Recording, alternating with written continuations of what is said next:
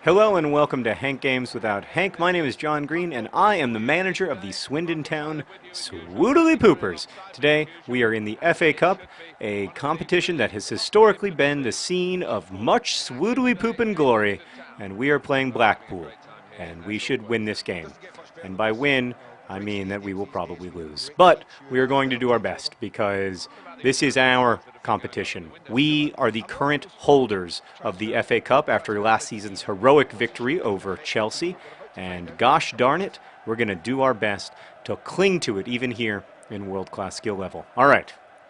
So, we are better than Blackpool, at least on paper. That should give us an advantage. We're playing in our 4-3-3, which has been quite successful for us, I have to say. I'm going to talk today. Oh, not a great pass there. I'm going to talk today about the difference between my public persona and my private, the person I am in private. This came up because I did an episode of Hank Games Without Hank, featuring fake Oscar picks with my best friend Chris and office mate, Chris, and Leroy Williamson with a big kick. You know, not ugly. It didn't work, but I don't hate it. And a lot of people were, I think, kind of freaked out by it and taken aback by it, and a lot of people did not like it. And that was really interesting to me because I know I had a pass there and I missed it. I apologize to my family. What the F? Come on, ball, John Green. Really? You thought that's what I wanted to do with the ball? You thought that was a good plan? But I think it points to the tension that's sort of inherent between. Oh, how could he miss it? Oh no. Oh gosh, that was the slowest pass ever. Probably a good moment to hold A down for a second longer. Because I do think that in many ways there are important differences between the person I am in private and the person that I am in videos. I mean, the biggest of which is that in videos I try to be measured and calm and thoughtful, and like anyone, I'm not always like that in real life. In real life, I'm often goofy and silly and dumb. And you know, and I do. I mean, I try to live. Obviously, I do try to live an engaged life and to be a good person, to live a kind of life that I can, you know, wake up in the morning and not dislike myself. That's very important to me. But you know, like oh, how do you miss the goal? How do you miss the goal in that situation, French Lana? You've got a big open goal there, baby. Oh, that's a disappointment. I do think that I just thought it was real. I found that the response really interesting because to me that was more like, you know, my current mid-30s self than anything else. But it was a lot of jokes about having kids and all that stuff that, you know, isn't as interesting maybe to most of the people who watch us. And then also like a level of dismissiveness about art that people weren't comfortable with. But you all have to understand that, you know, like Chris and I are both deeply entrenched in a world of art that we both take seriously and satirize, and that's an important. I mean, that's an important part of my private life, I think, because I work, you know, because I live with a curator of contemporary art, and I work with a lot of people who are passionate about filmmaking or passionate about writing and reading. That is, you know, a big part of it for me is being able to both. Not a great pass there. Being able to both celebrate great art and satirize great art. That's not. You can't possibly give me a card for that. Oh, I will take your, like, oh, you were naughty. Sure, I was a smidge naughty, perhaps. But in most ways, I think that I'm actually quite similar to the person that I act like, or the person who's, you know, the way I act on camera and off are very similar, and the way I act on mic and off are very similar. I think the only difference is in sort of social situations. You know, like my social self, and I think that's more a question of my social self being different from my private self, which is the case for most people. And in some ways, the video, the when I'm on, whether it's in a Hank Games video or in a better edited Vlogbrothers video or even on Crash Course, that's my private self, you know, because that's not a social moment for me. Like I'm conscious of the fact that you guys are listening and watching, obviously, but at the same time, I feel you know, I'm alone when I'm making this stuff, or you know, functionally alone most of the time, and that makes a huge difference for how you interact with something. When you're alone, it's obviously a different kind of I don't know. It's just a different kind of interaction when you're. Oh wow, that was a really great throw in there. Way to potentially ruin the game for us. Sorry, I get so negative. I get so down on my players. It's not their fault. It's my fault. I'm the one who turned back there. I apologize. So I am going to give them a good tar healing. Is that correct use of that phrase? I don't know. When we get into the locker room, though, because that was an unimpressive first half from the Swindon Town Swoodly Poopers, we had one astonishingly good opportunity that I somehow failed to take advantage of. But other than that, it was just a big lump of coal. So we got to play better in the second half because we've got to move on in the FA Cup. We got to get to the point where we're playing the big guys, your Chelseas, your Man Uniteds, and I believe we can do that because we have a history of beating those guys. Admittedly, not in this skill level, but still, we can do it. Oh, we just needed one pass. I would say that in a lot of people ask me about that, about like the extent to which I feel like Vlogbrothers videos or whatever are performance, and the answer to that is that I just really don't. I don't feel at all like they are. Oh, you got to score there, big guy. You're a big, tall man, and you've got to show your strength there.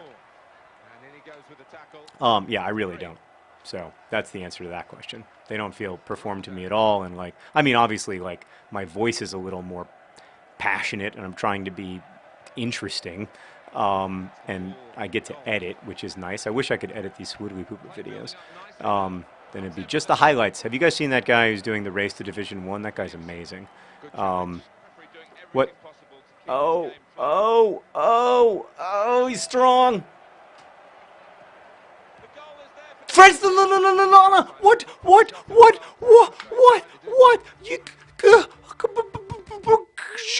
You don't get to play anymore. I'm sorry, French the Lana, but you don't get to play anymore. Oh, I am mad at you, sir. If I'd known you were going to do that, really, 56? That seems low. Can I get... Perry's not bad in that situation. I think Beefstock might be a little bit better. Yes, Beefstock is a smidge better. Leroy Williamson, you're coming out. You didn't have a very good game. I'm bringing in Perry, because he's a platypus. And, yes. Boy, that was frustrating. Oh, boy. Okay, shake it off. Shake it off. The game is not over. We've got 32 minutes left, and a lot can happen. But that was a very disappointing performance from French the Lana. I expect better from him. Oh, we're starting to open up the... Yes! Yes, that's how you score. That's how you finish, French the Lana. Look at other John Green showing the world that he's a finisher. Go hug your husband. Yes! Great play there. Ball John Green, passing the ball to other John Green, teammates in life and in love, and it makes us sing this song. John Green's ball to other John Greens. They're the best forwards that Swindon Town has ever seen. Great job, boys. So, we are leading at Blackpool, going in here to the 61st minute, and you know how the Swoodly Poopers get when they have a lead. They can get crazy. We can get pretty nuts, because we are a team that plays really, just has a profound sense of, that's got to be a foul. Oh, look at ball John Green, he never gives up. It was a little late. He might get a yellow card for that because he got an earlier foul. That's okay. He says, I don't mind, sir. Look, I'm not perfect. You know what is perfect? His mustache. So, the other thing that I wanted to say about the relationship between the person I am in video and the person that I am in real life is that, like when you're living your life with your friends, there is a measure of... There's something that is different from the internet, like, because oh no. Ricardo Bunsen Burna. You're having to live your life, not just talk about stuff, not just have conversations, not just make stuff with people. I mean, that's what I love about the internet is that you get to make stuff with people, you get to talk about stuff that's really interesting and important to you, and that's really really interesting to me and really important to me. But when you're living your actual life and you're thinking about mortgage payments and who's going to take care of the kids tonight and what are you going to have for dinner and all of the questions that are just a part of adulthood. The nature of those friendships is just so different. There's such a closeness there that's really hard to explain. I mean, when people ask me people often ask me if I write novels for teenagers because I want to be a teenager again, and the answer is no. I don't want to be a teenager again because I really love being an adult, and I think it's a really a great blessing to be able to be an adult. And the thing that I think I love most about adulthood, oh, that's bad foul. How is that not called a foul? The thing that I love most about adulthood is the friends that you have as an adult. There's a level of security and comfort and seriousness and depth to those relationships that just you don't. It's not even possible when you're younger, because the nature of what's at stake in the friendship is so different.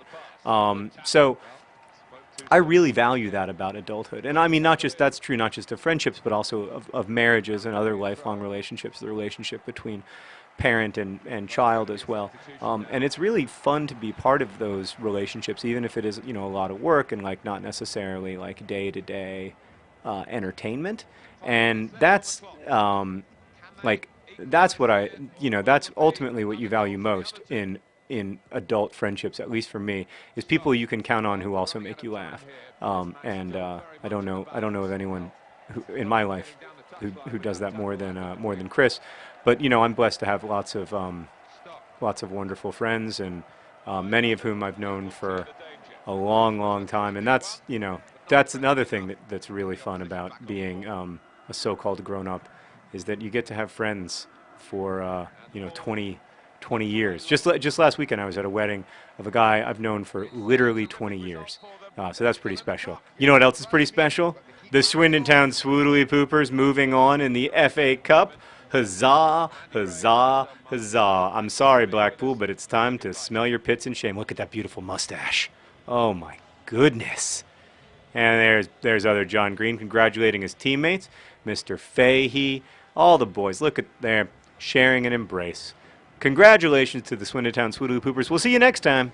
Well, I guess I won't see you. Best wishes.